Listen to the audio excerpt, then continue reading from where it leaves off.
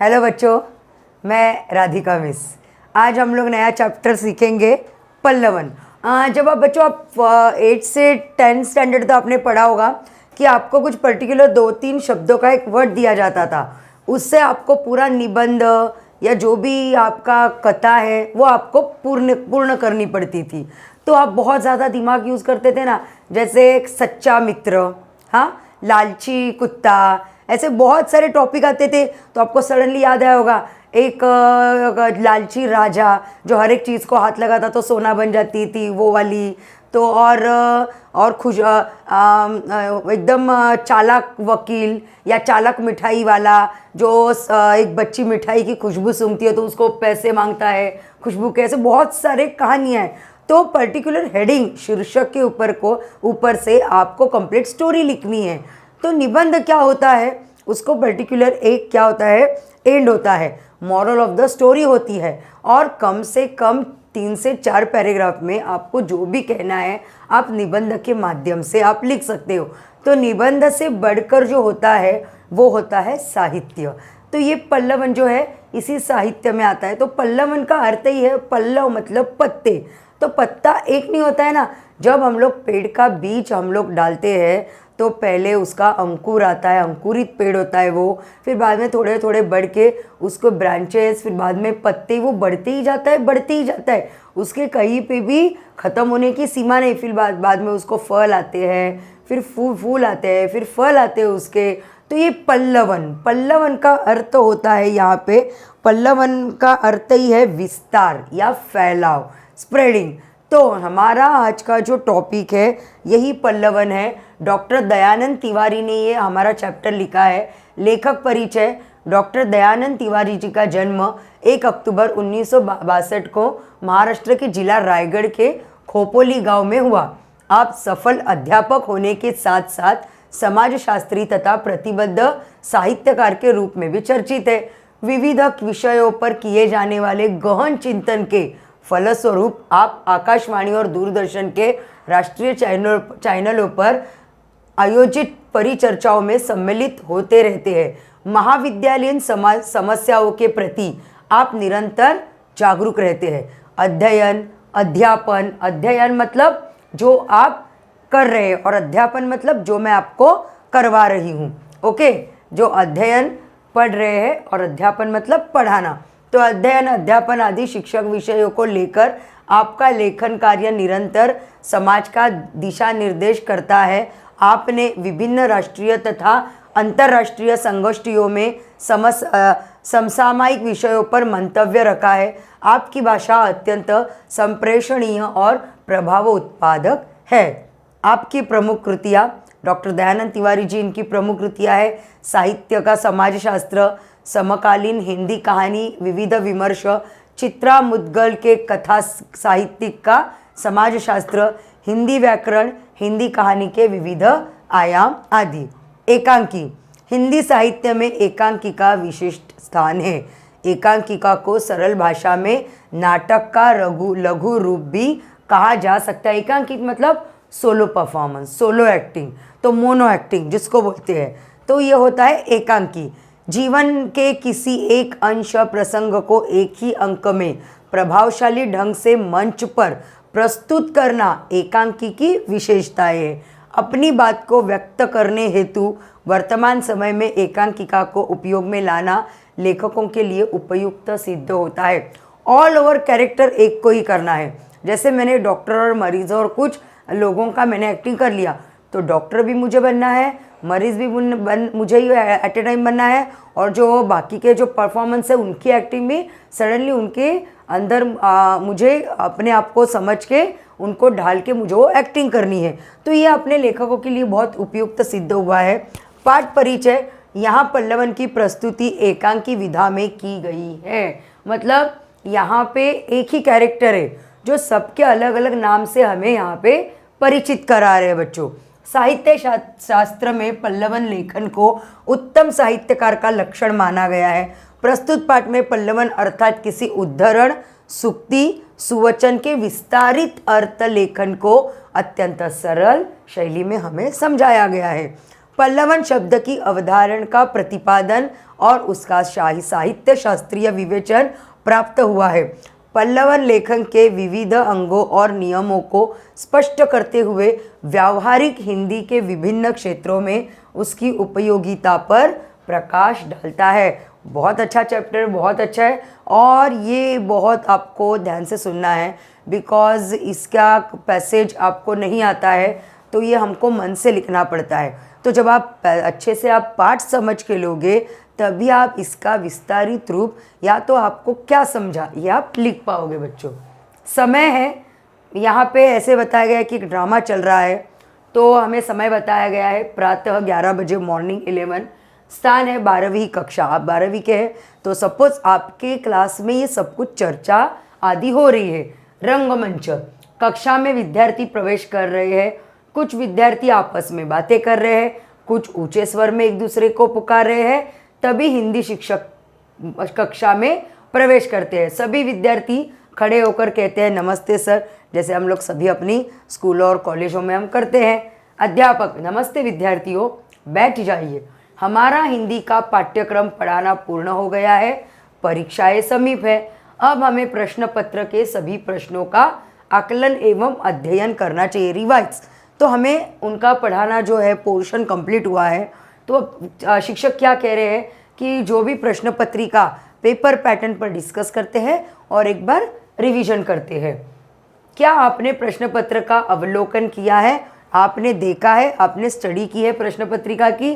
तो रोशन नाम का लड़का है, यहाँ पे पर्टिकुलर स्पेसिफिकली कोई एक नहीं है, तो बहुत सारे कैरेक्टर है। तो रोशन नाम का लड़का बोलता है जी सर, प्रश्न पत्र का अध्ययन हमने भली बाती किया है, मतलब समझ के बहुत अच्छे से हमने लिया है।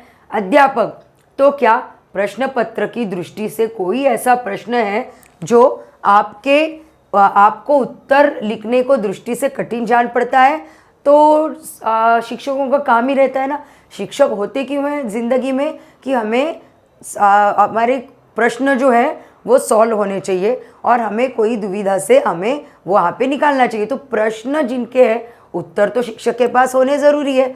तो एक वो शिक्षक पूछ रहे कि आपने जो पेपर देखा है इसमें जो प्रश्न है, इसमें ऐसा कोई प्रश्न है कि जिसका उत्तर आपको पता नहीं, रादर आपको आता नहीं है, या तो आपको कुछ प्रॉब्लम है, जान पड़ता है?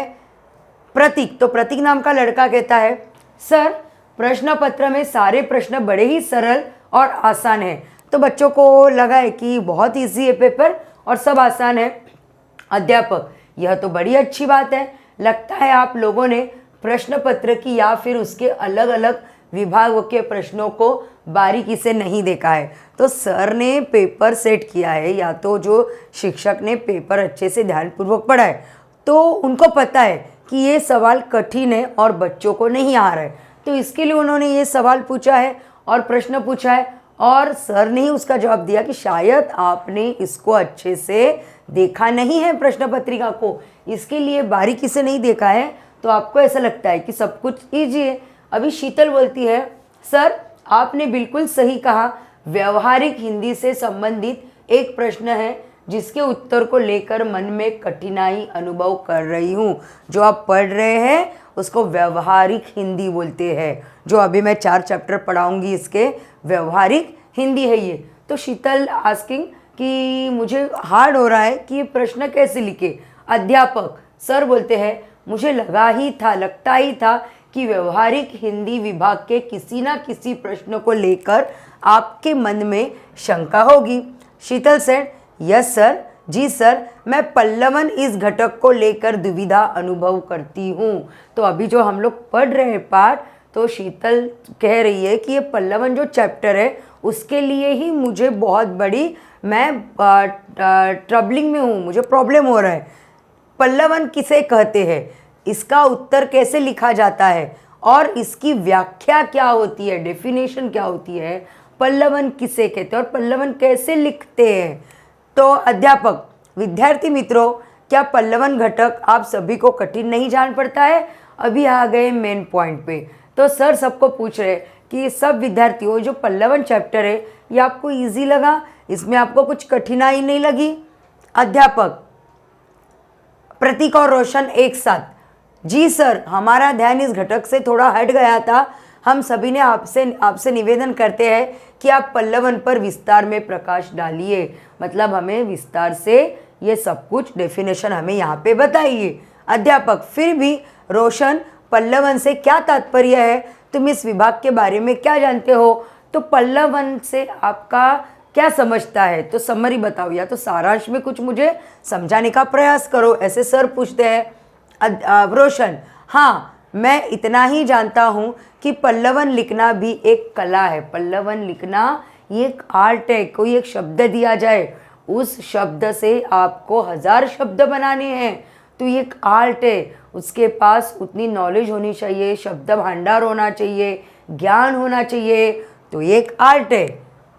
अध्यापक, पल्लवन बहुत कुछ है, इसे प्रत्येक लेखक, शिक्षक और विद्यार्थी को जानना चाहिए।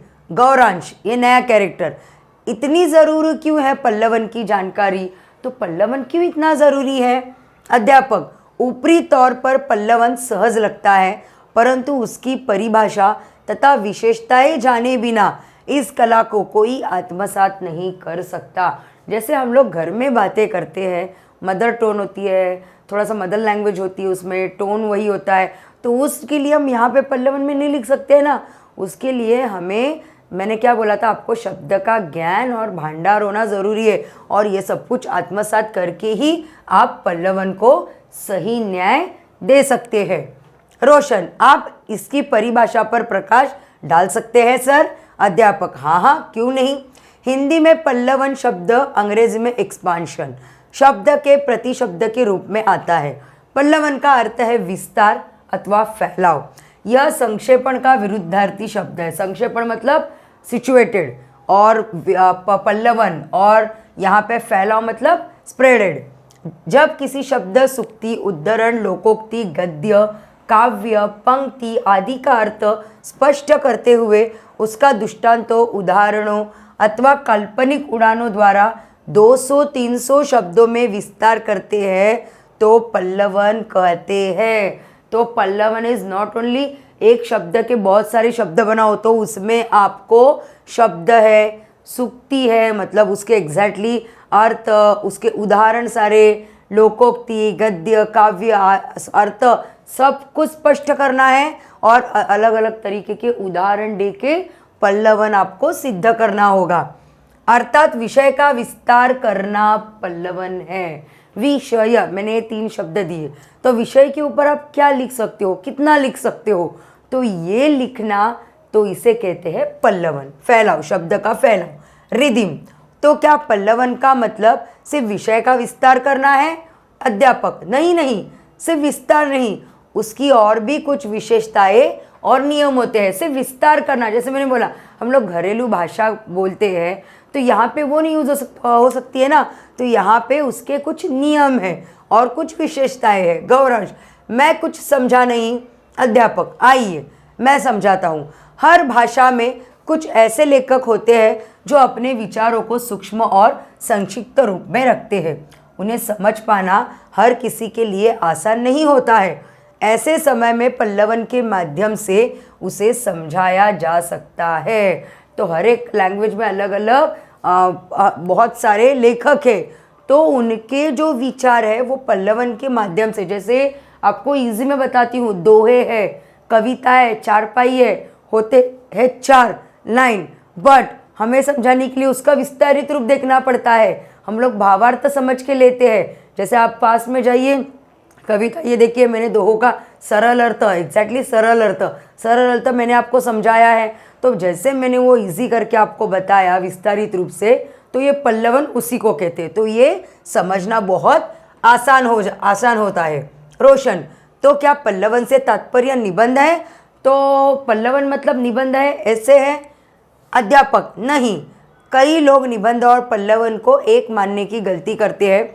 वास्तव में इन दोनों में अंतर है। निबंध में किसी एक विचार को विस्तार से लिखने के लिए कल्पना, प्रतिभा और मौलिकता का आधार लिया जाता है।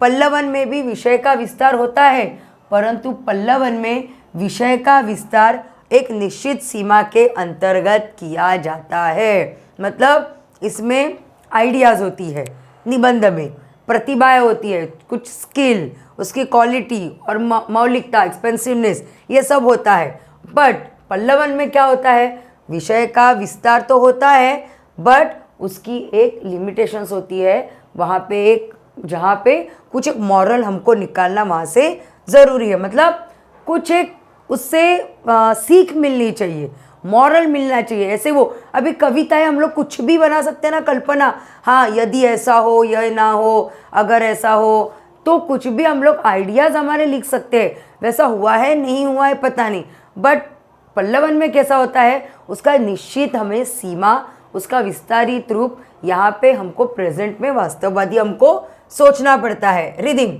सर, पल्लवन में क्या विचार के साथ साथ भाषा विस्तार पर भी ध्यान देना होता है? अध्यापक हाँ, बिल्कुल सही प्रश्न पूछा, मैं इस पर आ ही रहा था। वैसे भी भाषा का विस्तार करना एक कला है। इसके लिए भाषा के ज्ञान के अलावा विश्लेषण, संश्लेषण और तार्किक क्षमता के साथ साथ अभिव्यक्तिगत कौशल की आवश्यकता होती है। तो यहाँ पे क्या बोलते हैं हमारे लेखक दयानंद की, भाषा का जो मिलान है और विश्लेषण मतलब अलग अलग करना, और तार्किक क्षमता मतलब यहाँ पे होता है तर्क करने का, उत्पन्न मतलब सोचना, थिंकिंग, तो ये सब कुछ अलग अलग होता है। तो अभिव्यक्तिगत कौशल होना चाहिए। तो यहाँ पे अभिव्यक्तिगत कौशल मतलब प्रकाशन की कला, जो लिख रहे हैं उसका कितना अच्छा वो लिखते हैं, उनकी राइटिंग कितनी बेस्ट है, वो हमें देखना होगा। इसमें भी आख्याता के प्रत्येक अंश को विषय वस्तु की गरिमा के अनुकूल विस्तारित करना होगा। इसमें भी आख्याता मतलब उपदेशक जो है उसकी गौरव मतलब उसकी जो डिग्निटी है उसको सोच के हमको ये लिखना होगा, विस्तार करना होगा। भाव विस्तार को भी पल्लवन कहा जाता है। तन्वी सर जी, क्या पल्लवन में भाव विस्तार के साथ साथ चिंतन भी होता है? अध्यापक अच्छा प्रश्न पूछा तुमने। पल्लवन में भाव विस्तार के साथ साथ चिंतन का स्थान भी महत्वपूर्ण है। संसार में जितने महान चिंतक, साहित्यिक, विचारक हैं, उनके गहन चिंतन के क्षणों में जिन विचारों का, अनुभूतियों का जन्म होता है उसमें सूत्रात्मकता आ जाती है। सरसरी दृष्टि से पढ़ने का उसका सामान्य अर्थ ही समझ में आता है, किंतु उसके सम्यक अर्थबोध एवं अर्थ विस्तार को समझने के लिए हमें उसकी गहराई में उतरना पड़ता है। जो भी महान साहित्यिक है, विचार है, जैसे आप चौपाई या कविताएं, दोहे वगैरह सब देख लीजिए, लिखते हैं 4 लाइन और विस्तारित रूप उनका बहुत गहरा और बहुत बड़ा होता है और बहुत अर्थहीन होता है। तो यही होता है पल्लवन। किंतु सम्यक अर्थबोध, सामान्य अर्थ समझ में नहीं आता है, किंतु उसके सम्यक अर्थबोध एवं अर्थ विस्तार को समझने के लिए हमें उसकी गहराई में उतरना पड़ता है। जो हम उस गंभीर भाव वाले वाक्य खंड, वाक्य या वाक्य के समूह में गोता लगाते हैं, तो उसके मर्मस्पर्शी भावों को समझ में लगते हैं। जब हमें उस कविता या कुछ दोहा या कुछ एक विचार में जितना ज़्यादा हम लोग डीपली थिंकिंग करते हैं, तब उस हर एक शब्द का हमें अर्थ अच्छे से समझ में आता है। अर्थात छोटे छोटे वाक्यों या खंडों के बंद विचारों को खोल देना, फैला देना, विस्तृत करना, यही पल्लवन है। तो ये जो लाइन है ना बच्चों, ये बहुत इंपॉर्टेंट लाइन है। आपको पल्लवन के बारे में कुछ भी आपको लिखना है तो आप यहाँ से भी स्टार्ट कर सकते हैं। छोटे छोटे वाक्यों या वाक्य खंडों के बंद विचारों को खोल देना, फैला देना और विस्तृत करना पल्लवन कहते हैं। पल्लवन मतलब विस्तार। यहाँ से भी आप स्टार्ट करते हो रसस्वादन, उसका मतलब भाव या पल्लवन कीजिए, इस शब्द का पल्लवन लिखिए, तो आप स्टार्टिंग यहाँ से कर सकते हैं। रोशन हम जैसे विद्यार्थियों के लिए पल्लवन कला को आत्मसात करने की क्या आवश्यकता है? तो एक बच्चे ने पूछा, हम तो विद्यार्थी है तो हमें पल्लवन क्यों आत्मसात करना? क्योंकि हम तो अभी तो जो एज में है, हम लोगों को तो बहुत आगे पढ़ना है, तो हमें ऐसे ही ज्ञान हमें थोड़ा थोड़ा आगे जाके मिलते रहेगा। तो अभी क्या है, हम तो साहित्यकार नहीं है, इस संदर्भ में जानकारी दीजिए ना सर। तो हम तो कोई लिटरेचर नहीं है, तो हमें क्यों ज़रूरी है पल्लवन पढ़ना? रोशन पूछता है। अध्यापक रोशन, तुम अच्छे प्रश्न करते हो। यह जिज्ञासा सराहनीय है, इस पर चर्चा होनी चाहिए। रोशन, जी सर, हमें इस विषय की भी जानकारी चाहिए। अध्यापक, वर्तमान युग विज्ञान का युग है, साइंस का फील्ड है, अभी जो फील्ड है वो। आज के बच्चे वैज्ञानिक युग में पल रहे हैं। हमारे साहित्य में लेखन, विचारक, कवि अपने मौलिक विचारों को व्यक्त करते हैं, हम उनके विचारों को समझ नहीं सकते, तब पल्लवन हमारी सहायता करता है।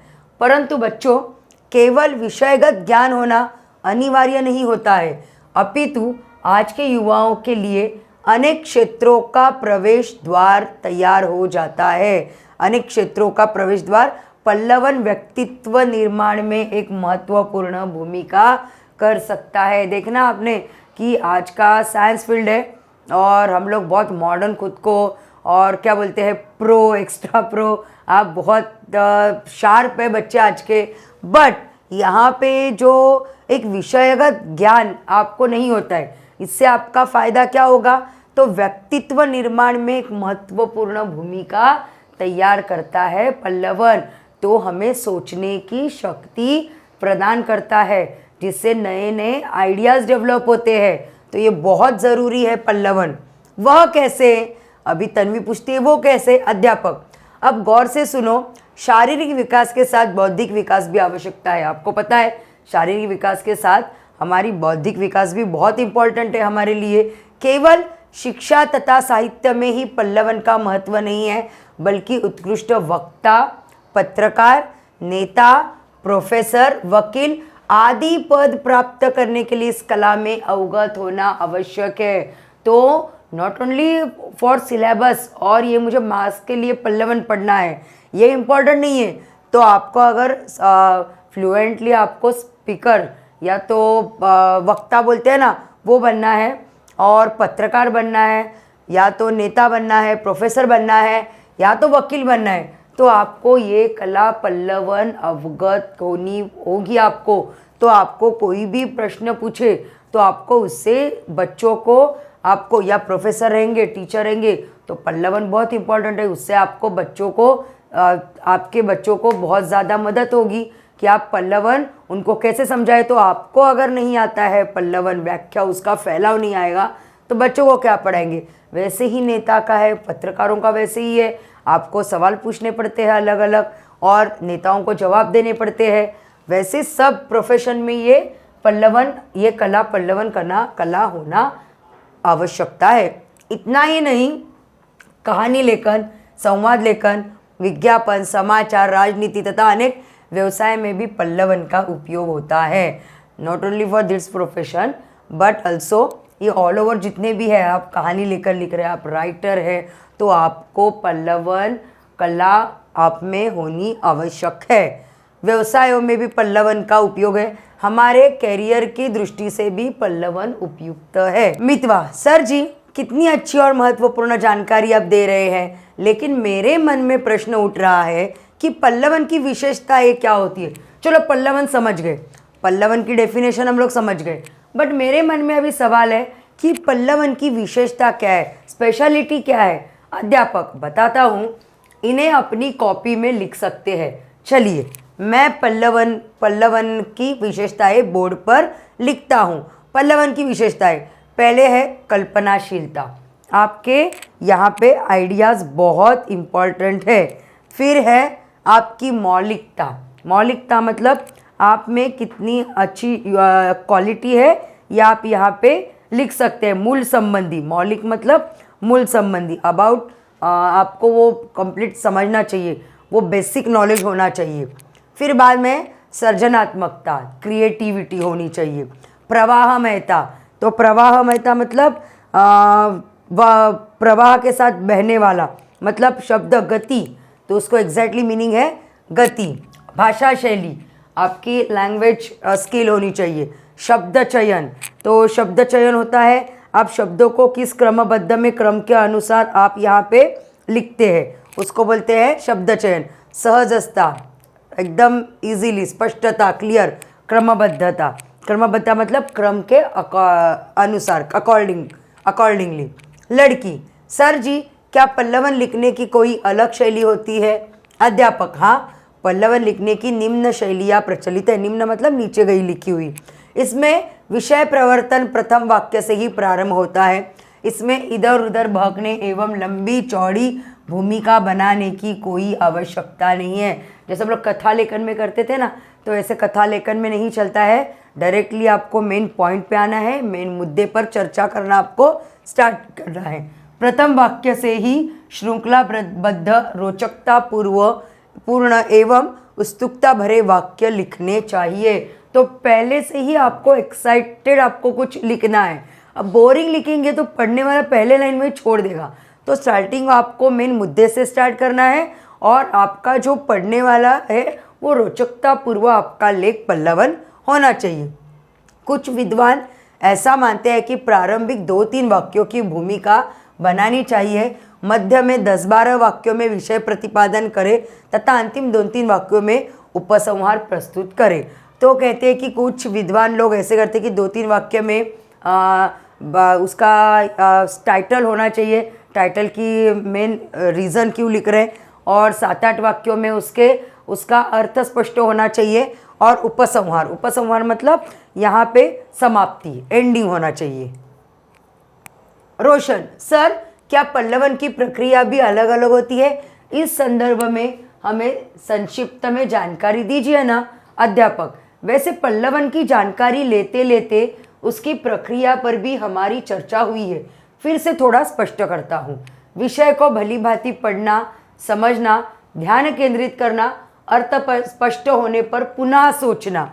एग्जैक्टली आपको पहले विषय को पढ़ना होगा, अच्छे से समझना होगा, फोकस कंसंट्रेशन से आपको वो अच्छे से सुनना होगा, फिर उसके बाद अर्थ स्पष्ट होने पर ही वापस से आपको सोचना होगा इसके बारे में। विषय की संक्षिप्त रूपरेखा बनाना, उसके पक्ष विपक्ष में सोचना, फिर विपक्षी तर्कों को काटने हेतु तर्क संग विचार करना। अभी तर्क संग विचार करना मतलब उससे एग्जैक्टली उसके जैसे, तो उसके एग्जैक्टली क्या बोलेंगे, अनुचित या उसके जैसे हमको विचार करना है। उसके बाद तर्क संगत तथा सम्मत विचारों को संयोजित करना तथा असंगत विचारों को हटाकर अनुच्छेद तैयार करना। जो उससे रिलेटेड नहीं है उस विचारों को हमको छांटना है, मतलब स्किप करना है, और जो तर्क संग है, सिमिलर है, पैरेलल है, उसके बारे में हमको विचार करना है। शब्द पर ध्यान देकर शब्द सीमा के अनुसार पल्लवन करना और अंत में लिखित रूप को पुनः ध्यान देकर पढ़ना। और एक बात विद्यार्थियों, पल्लवित किए जा रहे कथन को परोक्ष कथन और भूतकालीन क्रिया के माध्यम से अन्य पुरुष में कहना चाहिए। उत्तम तथा मध्यम पुरुष का प्रयोग पल्लवन में नहीं होना चाहिए।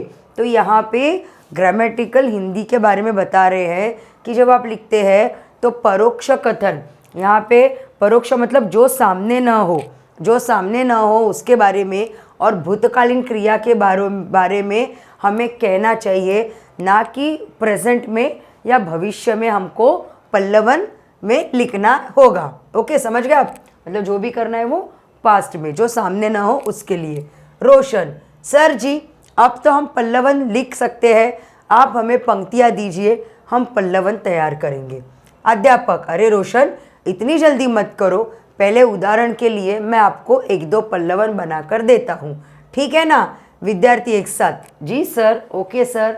अध्यापक, एक एक करके आपको जो कविता, दोहे, चौपाई जो भी याद है उसे कहिए, मैं अपना पल्लवन तैयार करके दिखाता हूँ। कुछ क्षणों के पश्चात, क्या हुआ, नहीं सूझ रहा है? चलिए पहला उदाहरण मैं आपको बताता हूँ। जैसे निम्न पंक्ति का पल्लवन करते हैं, नर हो न निराश करो मन को, नर हो न निराश करो मन को। तो आपको शॉर्ट में समझाओगा अर्थ। तो इसका पल्लवन है, यह सार्वभौमिक सत्य है कि मनुष्य संसार का सबसे अधिक गुणवान और बुद्धि संपन्न प्राणी है। दुनिया में हम ही है ना जो सोचते हैं और सोच के काम करते हैं। आप किसी भी प्राणी से तुलना कीजिए, इंसान, मानव जो प्राणी है वो अलग कैटेगरी में आता है। वह अपनी अद्भुत बुद्धि एवं अपने कौशल के बल पर इस संसार में महान से महान कार्य करने पर अपने साहस और सामर्थ्य का परिचय दे चुका है। पास्ट, शांति, सद्भाव और समानता की स्थापना के लिए वह प्रयासरत रहा। इन सब के पीछे उसका आंतरिक मानसिक बल ही था। चूंकि मानव विधाता की सर्वोत्कृष्ट एवं सर्वाधिक गुणसंपन्न कृति है, अतः उसे अपने जीवन में कभी निराश नहीं होना चाहिए। तो नर हो न निराश करो मन को। हमारे सोच में हम इतना सोच सकते हैं, सोच है, सोच की क्षमता हमें भगवान ने दी है, तो हमें इसका सही से इस्तेमाल करना है। यह तो मनुष्य का जीवन है, नहीं चूँकि हाँ ये हो गया। यह तो मनुष्य का जीवन है कि जहाँ उसके जीवन में सुख है वहाँ दुख भी है, लाभ है तो हानि भी है, सफलताएं है तो असफलताएं भी है। यदि उसका मन ही पराजित हो जाएगा, थक जाएगा, तो इस धरा को स्वर्ग सा कैसे बना पाएगा। इसके मन की इसी संकल्प विकल्पमयी साहसिक शक्ति को उसका मनोबल कहा जाता है, जो उसे हर समय श्रेष्ठ बनने हेतु कर्म के लिए प्रेरित करता है। तो ये हो गया नर हो न निराश करो मन को। आप अपने आप से भी लिख सकते हैं, इसमें से थोड़े बहुत लेके आप अपने आप से भी और कुछ आप अलग पल्लवन बना सकते हैं। गीत, जी सर अब हमें समझ में आ गया। सर मैं एक सुक्ति जानता हूँ, क्या आप उसका पल्लवन कर सकते हैं? मैं एक लाइन जाता हूँ, मतलब पंक्ति जानता हूँ, दिखाएंगे। अविवेकी आपदाओं का घर है। तो अध्यापक, पल्लवन, विवेक, बुद्धि और ज्ञान मानव की बौद्धिक संपदा है। मानव जब कोई निर्णय लेता है तो उसे सद असत करनी बुद्धि की आवश्यकता होती है। हम लोग सोचे समझे विवेकपूर्ण विचार करके हम लोग निर्णय लेते हैं ना, गलत निर्णय लेते नहीं। कोई बोलेगा मेरा बुरा हो मैं ये करूँगा, कोई नहीं कहता है। हम लोग सदा विवेकपूर्ण और सदकर्णी विचार से ही आवश्यक होती है। विचार शून्य किए गए कार्य के कष्टदायक होते हैं। मानव की सफलता के पीछे उसका विवेक कार्य करता है। जहाँ पे सफलता है वहाँ पे ठंडा दिमाग और विवेक से किया गया हुआ काम ये है। विचार कर ही कोई कार्य करना चाहिए। बिना विचारे किया गया कार्य पश्चाताप का कारण बनता है। इसलिए हमें जो भी कहना है उसका मनन करे, चिंतन करे, जो कुछ भी कहे उसे सोच समझकर विवेक की कसौटी पर कस कर ही कहे, क्योंकि जीवन का आनंद विवेक से चलने में है। मॉरल ऑफ द स्टोरी ये लाइन में है कि अविवेकी आपदाओं का घर। तो उससे क्या है कि अगर हम लोग सोच समझ के अच्छे विचार करके कुछ काम करते हैं या हमारे विचार अच्छे हैं तो हमारे साथ हमेशा अच्छा ही होगा और आनंद से भरा जीवन हम लोग यहाँ पे बिता सकते हैं। अविवेकी मूर्खतापूर्ण कार्य करता हुआ अपने जीवन को स्वयं आपत्तियों से भर लेता है। जो बिना सोचे समझे गलत राह पर या गलत मार्ग पर चलता है वो हमेशा अपना जीवन जो है वो आपत्तियों से भर लेता है। अभी आगे देखिए। अध्यापक तन्वी, सर मैं एक पंक्ति बताती हूँ, कृपया करके इसका भी पल्लवन कीजिए। तन्वी कहती है मेरा भी एक पल्लवन करके दिखाइए। अध्यापक, सेवा तीर्थ यात्रा से बढ़कर है।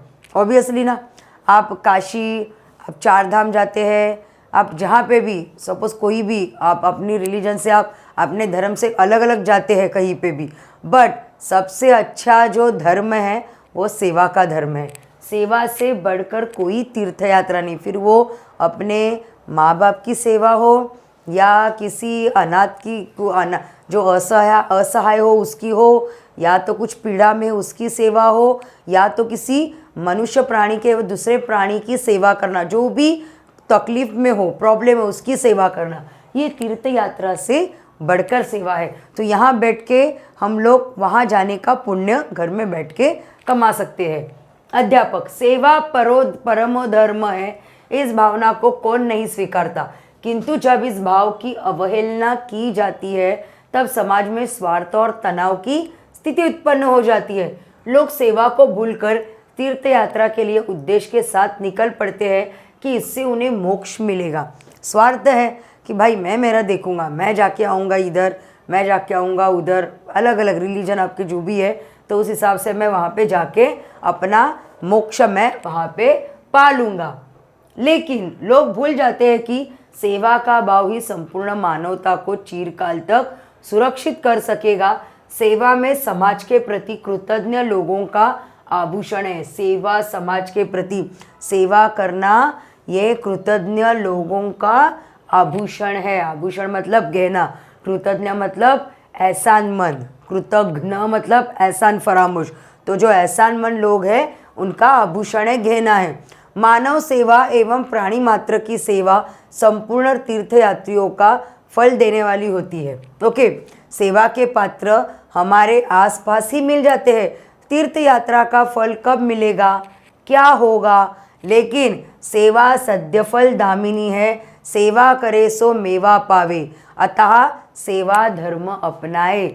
आप जाओगे अपने जो भी धार्मिक स्थल पर आप जाते हो, तब कब उसका फल मिलेगा पता नहीं, बट ये इंस्टेंट फल मिलता है सेवा करके। आप ऐसे सेवा करो, आपके यहाँ पे जैसे हम लोग बैलेंस डालते हैं मोबाइल में, झट से आपका मोबाइल रिचार्ज होता है बैलेंस डालने के बाद, वैसे सेवा करो, आपका झट से यहाँ पे आपका सेवा आपका एक गुण जो है परोपकार का, पुण्य का गुण जो है वो आपके खाते में, आपके पगड़े में यहाँ पे मिल जाता है। अध्यापक, मुझे विश्वास है आप लोगों ने पल्लवन को अच्छी तरह से समझ लिया है। अभी अच्छी तरह से चर्चा हो रही है हमारी। अब आप यह समझ ही गए कि पल्लवन मतलब जैसे बीज से पेड़, पेड़ से पल्लव, पल्लव से डालियाँ विकसित होती है, इसी प्रकार भाषा में भी पल्लवन होता है। मैंने आपको बोला था बीज, अंकुरित पेड़, फिर उसके ब्रांचेस, फिर पत्ते, तो यही सब है पल्लवन। आपने पल्लवन के लिए अच्छे उदाहरण दिए, लेकिन भक्तिकालीन निर्गुण विचारधारा के संत कबीरदास को आप भूल गए। मैंने उनके दोहे का पर एक पल्लवन तैयार करूंगा, आप ध्यान से सुनिए। आपने सपने सुने, लेकिन कबीरदास जी जो महान संत है, उनके दोहों का पल्लवन करना तो भूल गए। जी सर, कबीरदास जी के दोहे का पल्लवन सुनने में हमें आनंद ही मिलेगा। आपने भी, सबने, हमने भी किया है कबीरदास के दोहे। तो उनके जो दोहे हैं हम लोग 7th 8th से पढ़ रहे हैं, बहुत आनंद देते हैं और इतना वैचारिक उनके दोहे रहते हैं, सीख शिक्षा मिलती है उनके दोहों से। अभी देखिए, सुनिए। जो तो को कांटा बोए ताही बोऊ तू फूल। देखिए, संसार में शुभ चिंतक कम होते हैं, अहित करने वाले या हानि पहुंचाने वाले अधिक होते हैं। हमारे जो एक पैम्पर करने वाले एक हमारे आसपास जो जहाँ है वो हमारे होते हैं माँ बाप। तो हमारे शुभ चिंतक जो होते हैं वो फर्स्ट इसमें लाइन में आते हैं हमारे माता पिता। तो हमारे माता पिता और ऐसे बहुत कम होते हैं जो हमारा भला चाहते हैं दुनिया में। तो उसके बाद हानि पहुंचाने वालों के आजू बाजू में है ही।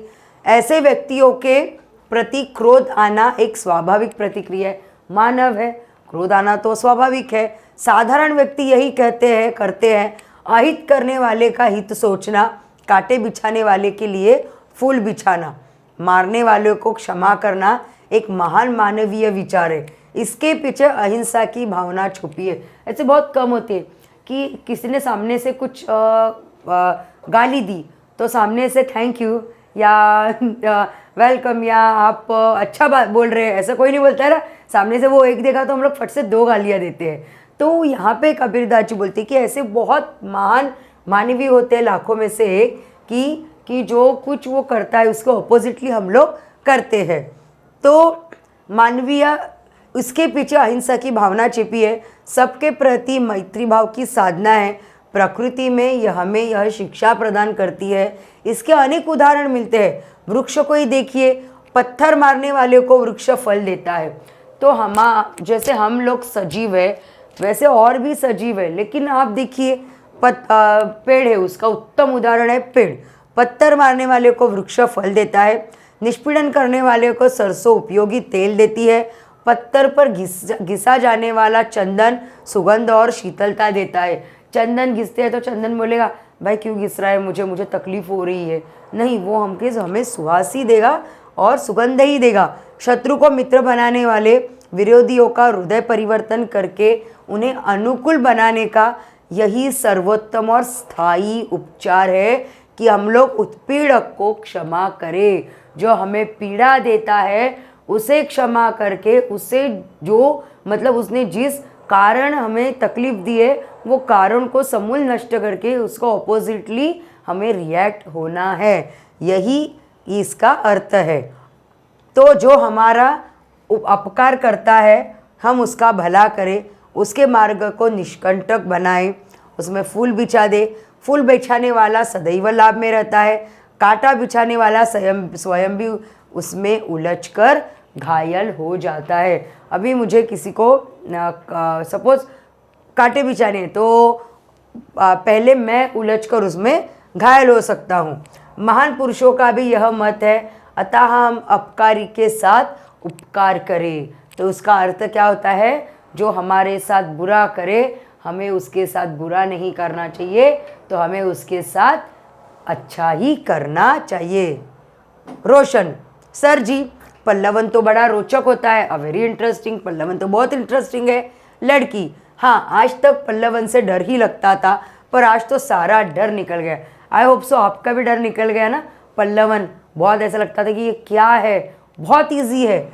अब हम अच्छी तरह से पल्लवन कर सकते हैं। गीत, जी सर आपका बहुत बहुत धन्यवाद। फिर से पल्लवन विषय का सविस्तर पुनरावर्तन कराकर विषय से संबंधित सारी आशंकाओं को आपने दूर किया है।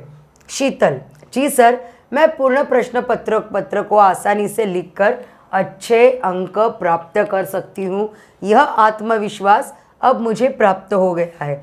तो मैं भी आशा करती हूँ कि शीतल जैसे हमारे सभी बच्चे ये पल्लवन को अच्छे समझ गया। तो हिंदी सब्जेक्ट ऑलमोस्ट 75 हमारा जो पोर्शन है पढ़ा के है वो कंप्लीट हो रहा है, तो आपको भी बहुत ज़्यादा फ़ायदा हुआ होगा। तो यही आत्मविश्वास आप में होना चाहिए और आप अच्छे अंक प्राप्त कर सकते हैं, मैं ये आशा करती हूँ।